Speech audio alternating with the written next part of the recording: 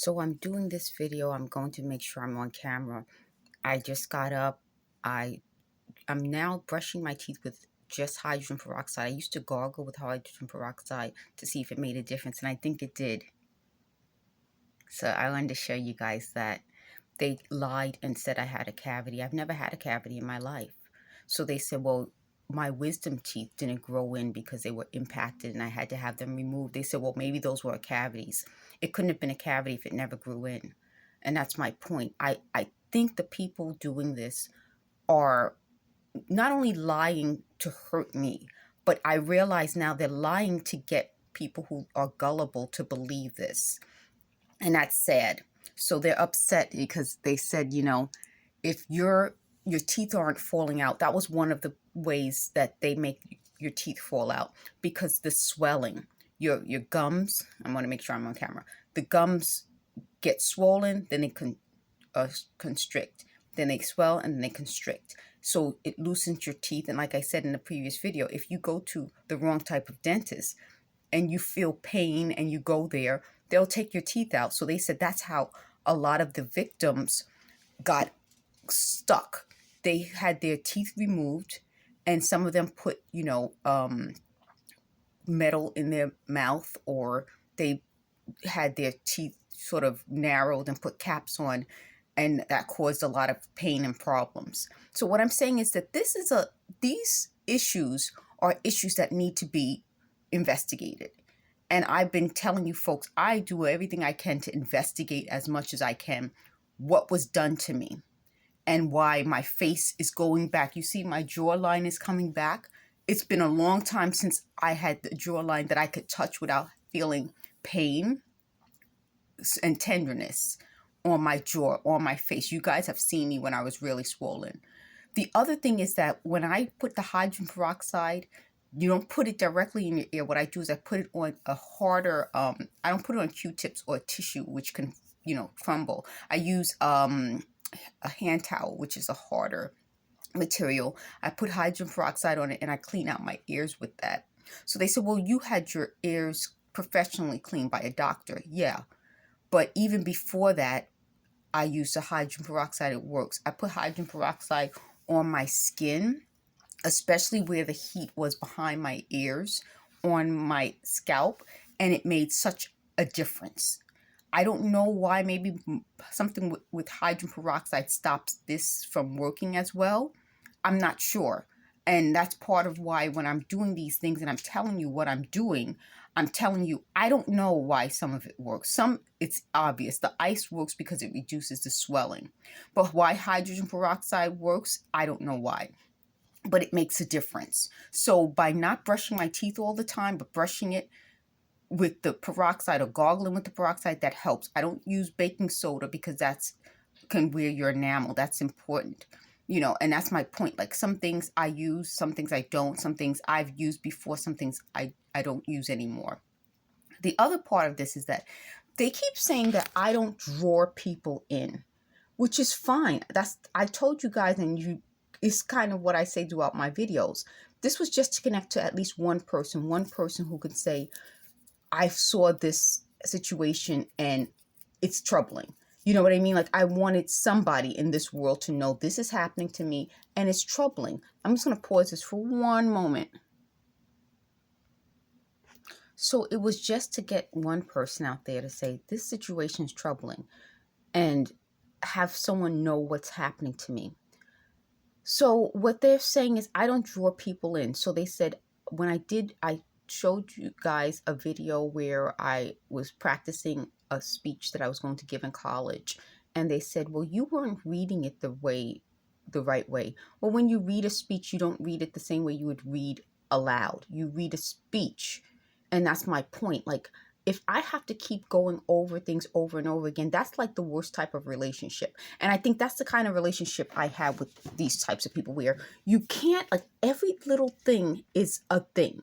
Do you know what I mean? Those types of people where every little thing's a thing. Like, why'd you say it that way? Why'd you do this?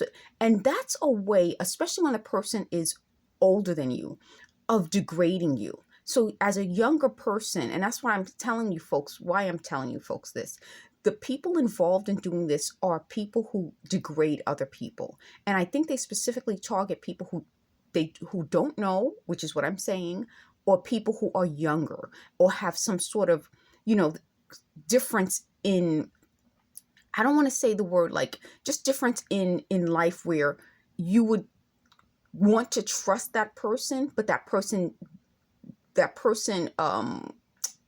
violates you and violates your trust. So I want to call this video violation, because that's what this is. I'm living in the privacy of my apartment, but I don't have privacy. It's a violation not only of my civil rights and civil liberties, but of my person. It's a violation of me. So going back to the hydrogen peroxide, I don't know why it works. That would be something that a professional would have to say, well, why hydrogen peroxide works, but it reduces the swelling. My jawline is going back to normal. My teeth are going back to normal. They were concerned about my teeth because I guess that would be enough. That would be more evidence that this is happening to me. But I told you that other victims say that their teeth fall out, and they even said that's something that happened to them, that their teeth fall out. I've never had a cavity in my life. There's no reason to be concerned about my teeth. When I was able to, I went to the dentist on a regular basis. The dentist remarked, how could you never have had a cavity? They thought maybe it was something in the water, like the fluoride in the water. That's how my teeth were, and I hope will remain. I mean, if everything else goes, I hope I can still have my teeth. So they said years ago, a woman who didn't, I can't say this on camera because it's funny. A woman who didn't have teeth gave some food, and they said I didn't want the food because she doesn't have teeth. Well, that's not exactly what happened. What happened was she gave a box of something that's very sweet, and my mom doesn't like sweet things at all. And I don't eat a lot of sweets. Like, I love bread. If you gave me a choice between like the most delicious cake and some delicious bread, I'm a bread person. And so if I brought it home, I wasn't going to eat it. So it wasn't because the person didn't have teeth. She bought it, or she had access to these donuts. It was donuts, but would have been wasted. So I left it at work, and people loved it. And when I told the story, the person I told the story to mixed up the teeth story, which is separate from the donut story. It's because I don't eat a lot of sweets. So they said, well, you do like sweets. No, I don't like sweets. I like certain things that happen to be sweet, but I don't eat it on a regular basis. And you can tell that's true, because if I prefer bread to cake, then I'm not a sweet person. Like, I don't like sweets on a regular basis. It's like if for example, if there's something I really like that's sweet, oh yeah, I'll eat it and then I'll stop eating it. That's how I am. Like, I'll eat something that I like and then take a long break and not have it again. So I don't have to like always have that. Whereas someone who likes sweets, they'll always want sweets. Not me. I'll have like sweets and then I'm like, I don't feel like it. So, that's part of what I'm saying. Like, they want to make a big deal about every little thing I do or say, because that's how they want to violate me.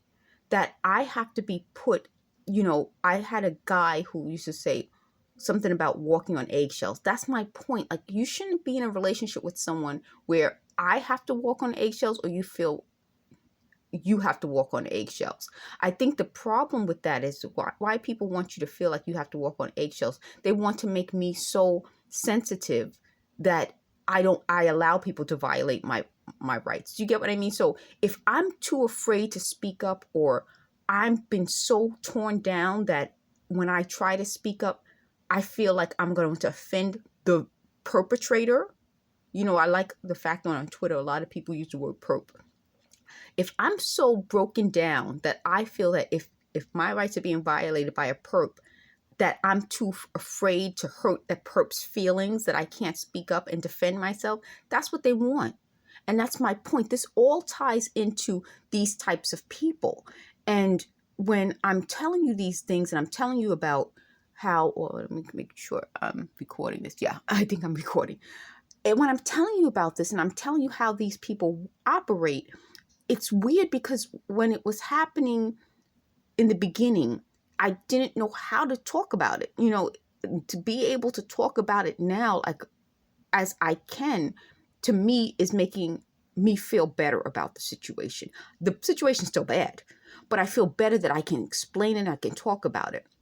So when we're talking about like these things that I'm telling you, they're saying, well, it was always happening. Well, I was born in 1973. We didn't really have the vocabulary as children to talk about abuse. We didn't have as teenagers. I was a teenager. I became a teenager in 1987. No, in December of 1986, I became 13. So so my teenage years really, December is like, okay, I'm a teenager for a few days. But in 1987 is when I really became a teenager and went to high school and lived as a teenager. We didn't have the vocabulary to talk about these things. I became 20 something in the 90s.